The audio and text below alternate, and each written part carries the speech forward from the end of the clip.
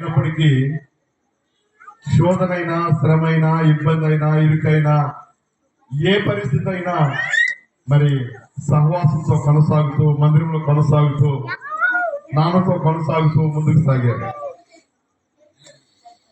దేవుని పిల్లలుగా మనం గమనించవలసిన విషయం ఏంటంటే,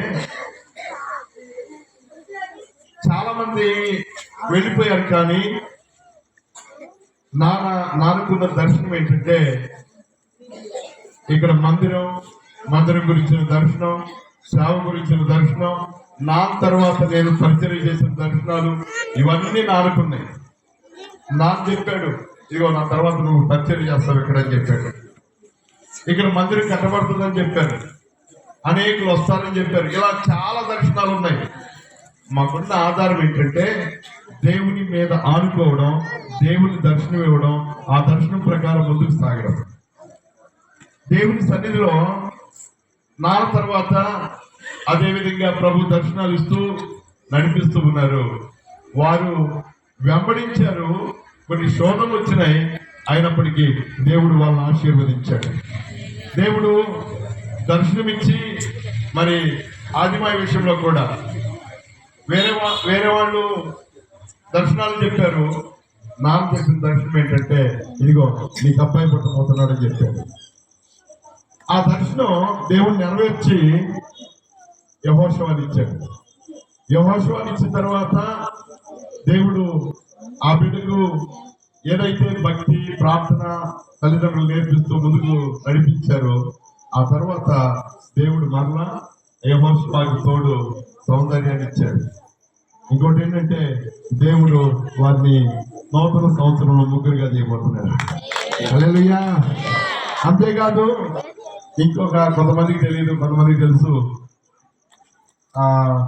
డాక్టర్లు మరి దేవుడి మీద ఆడుకోవాల్సిందే అని చెప్పారు. అంతేకాదు, ఎన్నో గర్భిణీలు పోయినాయి, ఎంతో కాలం గడిచింది. పోయిన డిసెంబర్ 31వ తారీఖు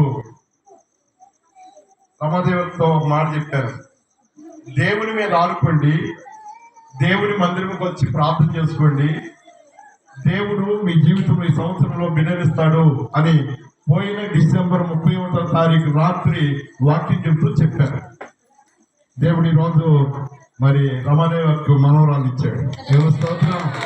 హల్లెలూయా.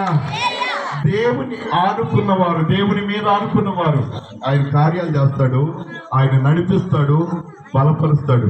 ఆయన నమ్ముకోవడం, రెండవది దర్శనం కలిగిన వారితో నడవడం. కొంతమంది దేవుని పిల్లలుగా మనం గమనించవలసిన విషయం ఏంటంటే, దేవుని వాక్యం కూడా ఎలా చదివిస్తుంది, దర్శనం లేని జనులు, దైవోక్తి లేని జనులు కట్టులేక తిరుగుదురు అని రాయబడుతుంది. దేవుని సన్నిధిలో ఒక దర్శనం, ఒక భక్తి, నాటబడిన స్థితి, దేవుని మీద ఆడుకోవడం లేకపోతే మనం చేసే భక్తికి ప్రయోజనం ఏమీ లేదు. దేవుని సన్నిధిలో దేవుని మీద ఆడుకుని ఎవరైతే ముందుకు నడుస్తారో వారికి దేవుడు ఆశీర్వదిస్తాడు. ఈ సమయంలో మరి దైవ సేవకులు మన మధ్యలో ఉన్నారు. అంతేకాదు, స్క్రిప్ట్ ఉంది, స్క్రిప్ట్ తర్వాత దేవుని వాక్యం ఉంది. ఈ విషయాలను గమనించి ఈ సమయంలో